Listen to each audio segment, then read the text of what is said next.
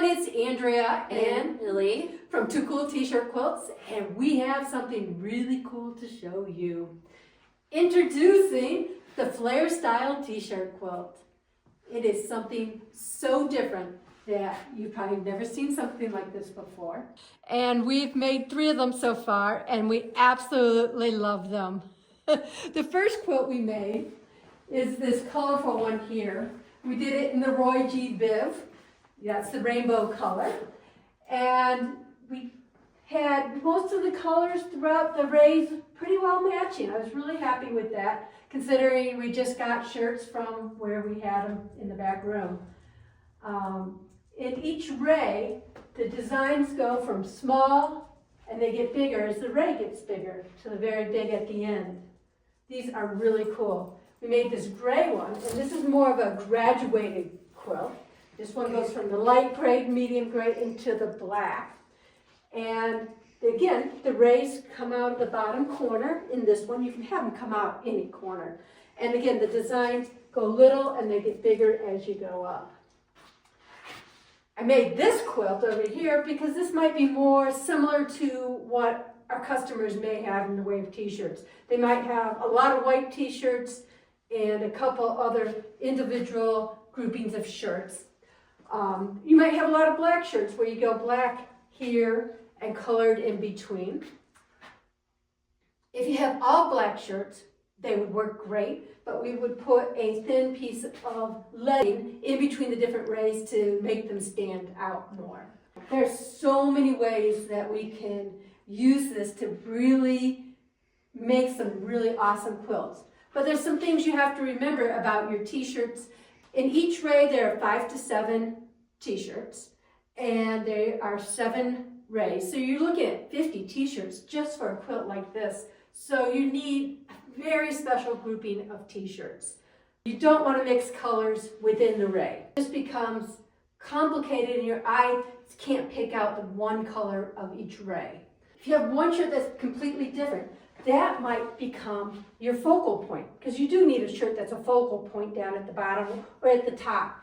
And so that one different shirt, which really does need to be different than all your rays, can go down in the corner. And so that shirt, you're going to need a design that's about 14 by 14 or less.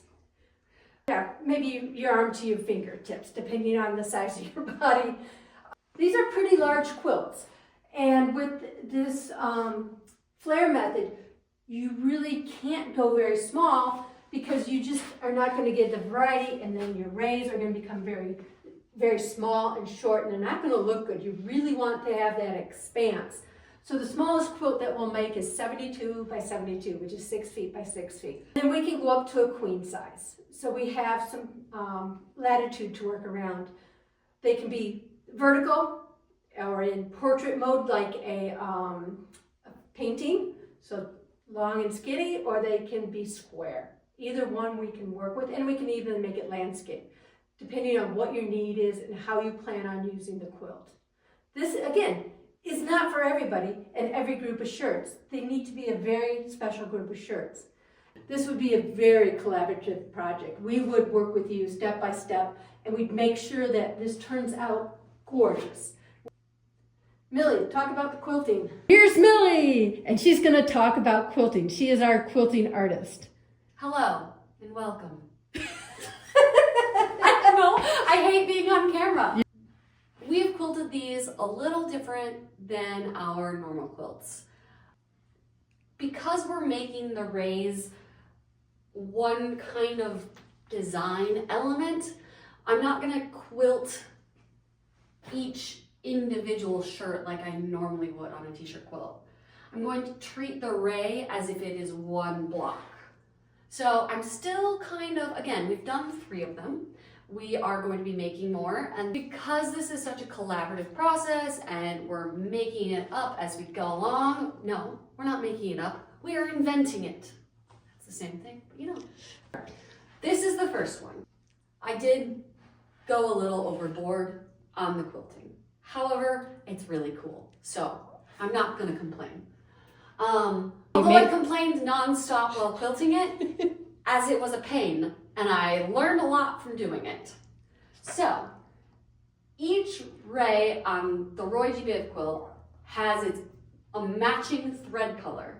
So on the back, you get the rays in quilting. I changed the thread color a million times, and I quilted rather densely. As we've gone more, each ray gets its own design.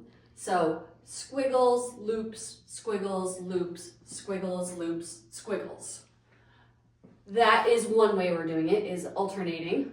Or like this one, it was loops on the light gray, pointy squiggles on the medium gray, stippling, which is a continuous line that does not cross over itself, on the dark gray, and suns on the black.